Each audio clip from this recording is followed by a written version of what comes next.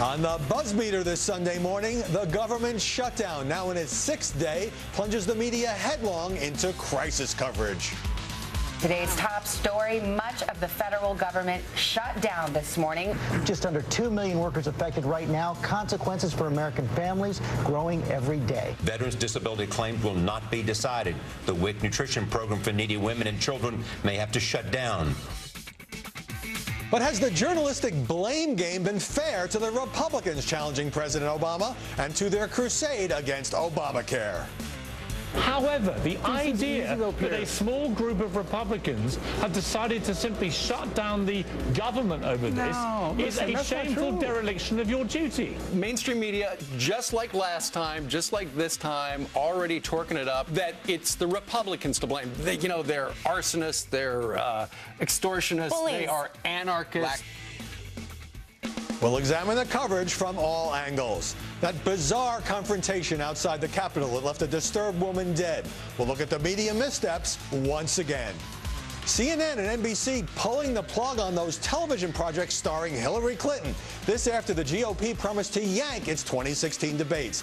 Why did those networks cave? Plus, as we head into the baseball playoffs, is the game and its sinking TV ratings being shoved to the sidelines by rival sports? We'll ask veteran sportscaster Jim Gray.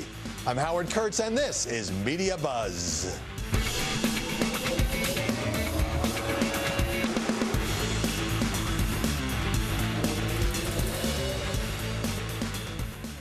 We love getting your tweets about this show. Keep them coming. That's at Howard Kurtz. Maybe I'll even read one before we get to the end of the program. We'll get to that sad shooting near the Capitol in a few moments. But first, if there's one image that is almost a parody of the media narrative and the great government shutdown, it is this. The cover of New York's Daily News depicting a blood-stained John Boehner as presiding over a house of turds. The coverage remains sharply focused on the GOP's tactics in refusing to finance the government unless Obamacare is defunded or delayed, and that has produced some contentious interviews, such as this one with CNN's Ashley Banfield. You're telling your listeners that we Republicans are holding this up and the government's going to shut down. We have actually reached out to the Democrats with a compromise position. Congressman, that's not fair. Don't you dare put this back on me. You know full well, you know full well you've attached Obamacare and defunding it. Am I a guest on the new show, or am I here to listen to? Ted Cruz, the Hill's leading crusader against Obamacare, ripped the coverage on the O'Reilly factor. The press is always going to repeat the White House's talking points. That's what the mainstream media does. But MSNBC's Rachel Maddow says it's media outlets on the right that are distorting the story. So where the rest of the world is marveling today at shutdown, shutdown, shutdown, the largest government on earth for the first time in nearly 20 years is shut down. On that day, here's the shutdown front page of the conservative paper. Look at their front page. Obamacare drama. That's the Washington Times. So is the shutdown coverage basically fair? Joining us now, as she does every week, Lauren Ashburn, Fox News contributor and a former managing editor of USA Today.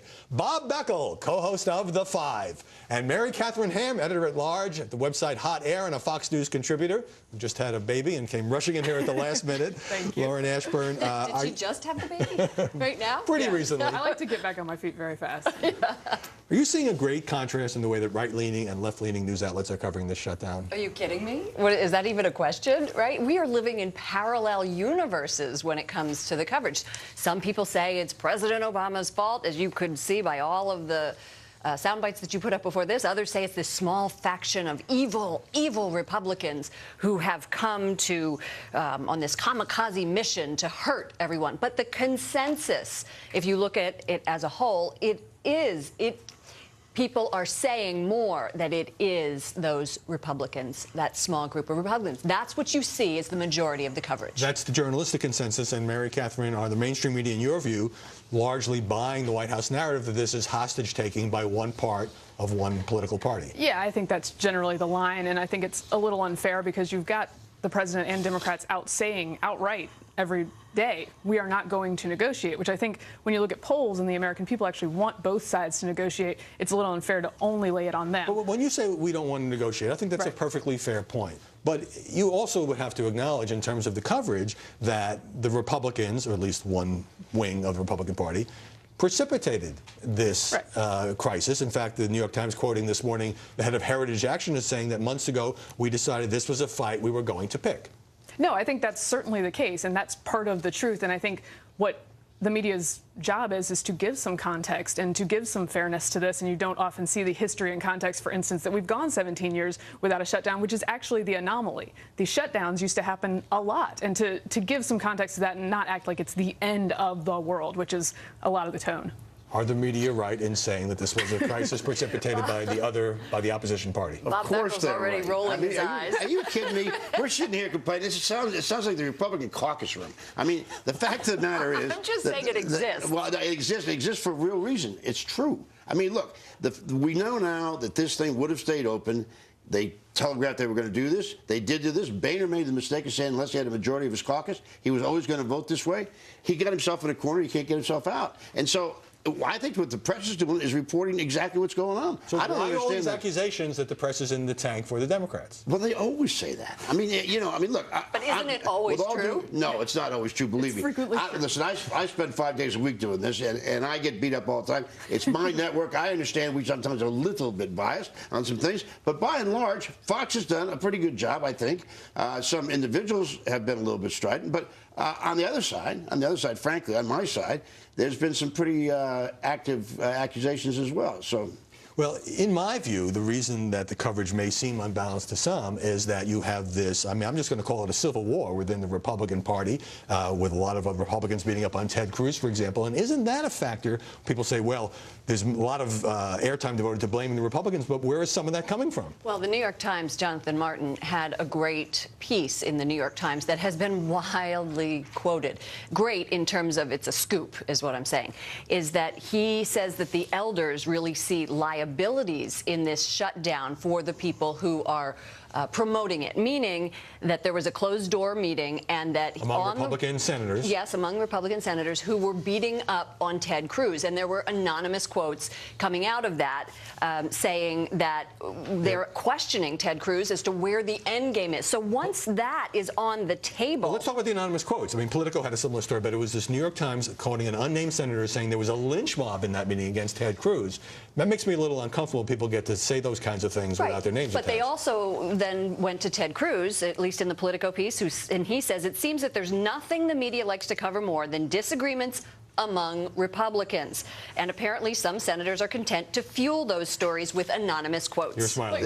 Because you go into the battle with the media that you have, and you sort of acknowledge that. And having an open civil war, which has been pretty open sometimes, and names attached to it, does give the media a target, and they want to talk about that. That is true, but I do think there's a preponderance of coverage of it. And the other thing is the rhetoric on the left among Democrats with the bombs strapped to your chest and the hostage takers and all that stuff. If that were the right making those kind of statements, they would get a much bigger spanking for it. First of all, Ted Cruz complaining about this. There was a time in this town, I've been here a long time, where the most dangerous place to be was between Schumer and a Senator Schumer from New York and a TV camera. Now it's Ted Cruz.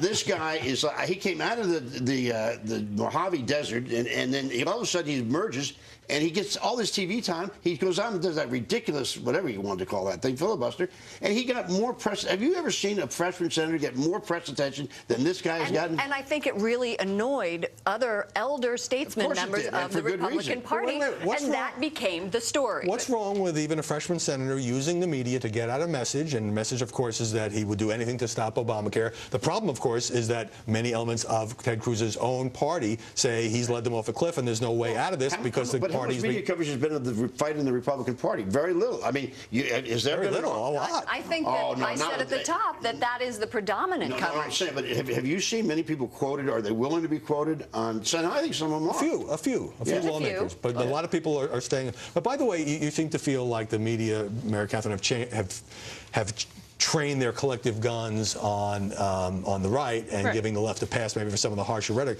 But we did have enough time to play it. But we did have CNN's Dana Bash asking Senate Majority Leader Harry Reid. Yes. Well, the Republicans say they want to have these partial funding restoration bills to open, for example, National Institutes of Health to help get kids back into cancer trials. Why won't you go along with that? And he ripped her, said the question was irresponsible. Right, and I think that was an unusual question for him to get, which is part of why he answered it so very badly, sounding very callous toward children with cancer, which is not not the place you want to be in. But I agree. I'll throw you a bone here, Bob. I agree that it's a very rare day when that happens. So go ahead.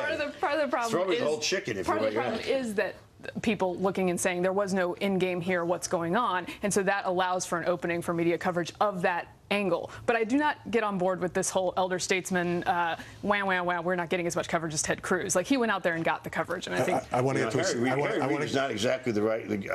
I love Harry, and I've known him for a long time, but he can say things that are unbelievable, and then I have to go on, for example, and try to defend it. It's like being the only fire hydrant in the Westminster Dog Show. All right, I want to get to a soundbite here, but I did want to note that there's a tendency in the media to pick winners and losers. For instance, 11 hours after the shutdown began, Politico ran a piece that said that President Obama was showing, quote, a display of resolve and strength that could redefine his presidency. We'll see about that. Now, the whole Obamacare debate, because of the rollout that began on Tuesday with lots of problems, has also been covered differently in different outlets. Let's take a look at that. There are no glitches. There are no glitches. But of course, Fox News and the Republicans, they call that a glitch. This is the first day the Obamacare exchanges are open, and it is a disaster. Reporter after reporter has been going to healthcare.gov, trying to log on and buy an insurance policy, and it is an absolute mess.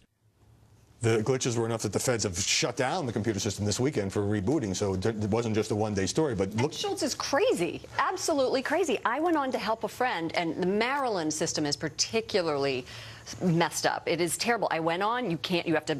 This is the best. They ask you for your password, but there's no place to sign in, to log in, to actually give them a password. To put it. It took me an entire day. By the end of the day, I had finally reached a public information officer, her telephone number, who said, how'd you get me? I said, well, it was given to me by this person. I mean, that's a legitimate story. Yeah. Now, of course, the White House line is that so many millions of people want to sign up for this that has overloaded the computer system. But Ed Schultz says he was misunderstood when he said there were no glitches. It seemed pretty unambiguous to me, Bob. Yeah, but I tell you what the problem with this is, that the anti-Obamacare people are losing their narrative. They want to turn it to glitches. Sure, anything this big, we got millions of people, you're going to have problems. But what happened to the idea that rates were going to go up too high, you weren't going to have your own doctor, there's going to be a death penalty? That's not what you've been reporting. What they've been reporting is the system. Because this is part of the broken promise. It was supposed to work on this day. And by the way, in the media, yes. And by the way, in the media, wait, hold on. We know one guy's name, this Chad guy who signed up allegedly, and then there's. And he got a lot of publicity. Right. Why did he get a lot of publicity? Because he's the only person they could find who signed up. And you're going to tell me that's not January 1st, there's going to be millions of people who are going to have insurance who would not otherwise have. They were the ones who made the push. Let's not forget there's millions right now already have it because of Obamacare. I have to get to a break, but I know you're going to accuse me of trying to make the story sexier, but actress Nina Dobrev posted a picture of herself on Instagram, if we can put that up. She is, I believe the word is topless. In an effort, it says, get covered. Oh, my gosh. I was going to talk about Jack Lew on Fox News Sunday this morning, and what are you doing? No. You're Howard, this is why everybody competed to get you. I think this is perfect journalism as far as I'm concerned. Unbelievable. Is she helping Obamacare? Probably. She's helping the ratings of this show. All right, well, that's good enough. Excuse me. When we come back, a more serious subject, that shooting outside the Capitol, just a couple of blocks from here. We'll look at the media's missteps.